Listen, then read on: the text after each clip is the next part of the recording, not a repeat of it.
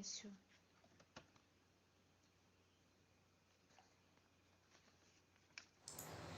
Boa noite, terceiro ano A, B e C do Colégio Alexandrina. Hoje daremos início a mais uma aula. A gente vai falar do que a gente vai estudar no segundo bimestre daqui pra frente, tá certo? Na quarta-feira passada eu deixei 2 links para vocês. Um é sobre uma professora falando sobre como a arte lidou com a pandemia ao longo da história, e o outro é sobre o Leandro Carnal falando de esperança. Então, eu gostaria que vocês refletissem e pensassem, analisassem e fizessem a capa falando de como que vocês se sentem ao cenário de tudo isso que está acontecendo, tá certo? Bom, no primeiro bimestre a gente fechou falando da arte grega. A gente viu os 3 períodos, né, da arte grega. E hoje a gente dá continuidade, então, à linha da história da arte. A gente vai falar de arte em Roma.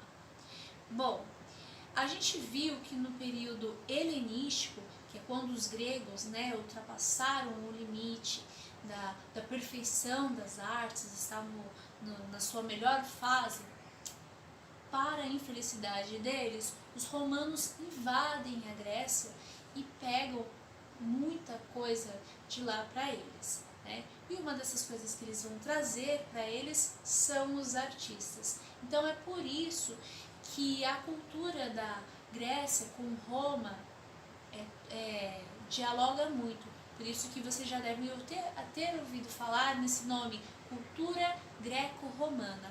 Então, tem muito do que nós chamamos de sincretismo. Tem o sincretismo cultural, tem o sincretismo religioso, né?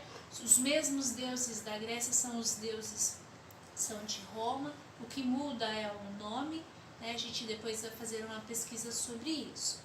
Bom, então, qual é a diferença da arte grega para a arte romana? É isso que a gente vai ver, então, a partir de agora. Uma das diferenças, por exemplo, é a utilidade da arte. Por exemplo, para os gregos, a arte tinha que ser perfeita, bonita. Para os romanos, não. Eles vislumbram pela utilidade da arte e gostam que ela mostre o seu poder e força.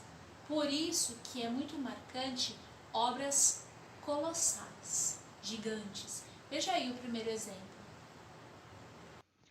Quando os artistas gregos tiveram que trabalhar para os romanos, a eles foram confiados diferentes tarefas que superaram os limites da engenharia civil. O edifício mais famoso talvez seja a gigantesca arena conhecida como Coliseu, que possui 3 andares e em cada andar há um estilo das colunas que estudamos em sala de aula, dórico, jônico e coríntio. Inicialmente, ela era chamada de Anfiteatro Flaviano. Mais tarde ganhou o nome de Coliseu devido à presença de uma estátua colossal do imperador Nero, próximo à edificação. Em 2007, a construção foi eleita uma das 7 maravilhas do mundo. A arena do Coliseu era ovalada, com piso de madeira, geralmente coberto de areia para absorver o sangue das lutas. Por vezes, o local era inundado para simular uma batalha naval. O anfiteatro possua 76 entradas e em sua parte externa era todo ornamentado com estátuas, arcos e colunas. Bom, então vocês devem ter percebido que o Coliseu romano não tem nada a ver com os teatros gregos. Enquanto os gregos gostavam de assistir cenas que ensinavam como ser heróis, qual era a moral da sociedade, os romanos já eram extremamente violentos, com as batalhas de gladiadores, com cenas de mutilação ao vivo, estupros ao vivo, certo? Bom, e Nero? Alguém aí já tinha ouvido falar antes desse imperador? Vocês sabem qual foi o motivo por ele ter botado fogo em Roma? Por que ele mandou matar a mãe, por exemplo? Bom, isso vocês vão pesquisar e fazer um relatório para mim e quem mandar para mim vai ganhar um ponto na média. Pode ser aí mais ou menos umas 15 ou 20 linhas sobre a vida do Imperador Nero. É muito interessante, tem até o filme, fica como indicação. Outra coisa também, vai ganhar um ponto na média, tá? Para quem mandar a história do Imperador Nero. Bom, outra coisa, vocês já ouviram falar de como surgiu Roma? Roma, antes de ser Roma, era uma sociedade de alba longa. E aí tem o mito da loba, né, que tinha uma princesa que era Rea Sílvia, que teve um caso com Marte, o deus da guerra. E aí nasceram os gêmeos. E aí o irmão invejoso dela quis se desfazer das crianças. E, segundo a lenda, a loba salvou as crianças e deu de amamentar. Dá uma olhada então nessa obra. Nessa escultura podemos observar a loba romana, ou lupa capitolina. Segundo a lenda, quando Rea Sílvia dá à luz aos irmãos gêmeos Remus e Rômulo, seu irmão invejoso teria mandado matar as crianças. Mas quando foram jogadas no rio Tibre, esta loba as salvou e as amamentou.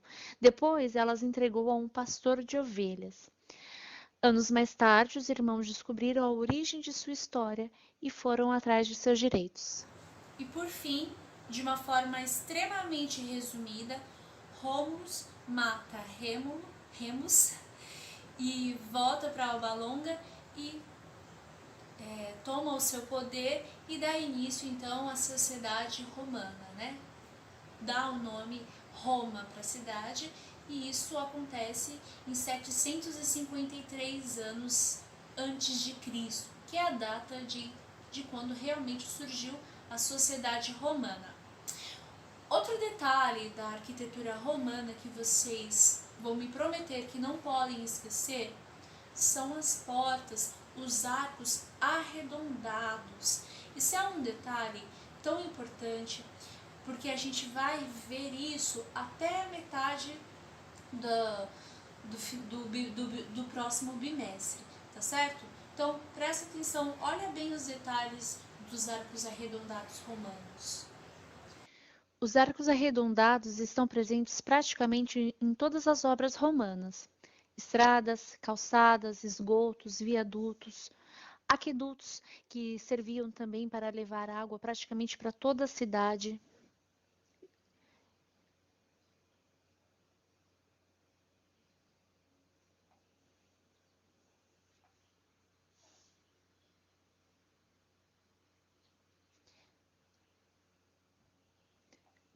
As piscinas, os banhos públicos são outros traços marcantes para a cultura deles. Eles acreditavam que esses banhos eram curativos.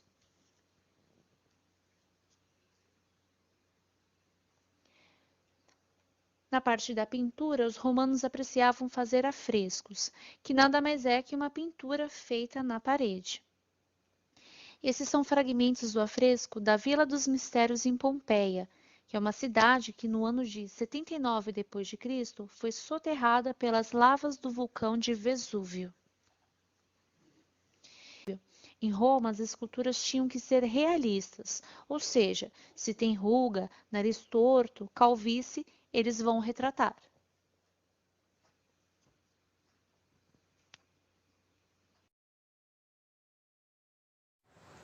Então, nas esculturas, os romanos eles gostavam de retratar os imperadores, seus soldados, seus generais, porque eles tinham essa cultura militar, onde eles faziam questão de demonstrar a sua força.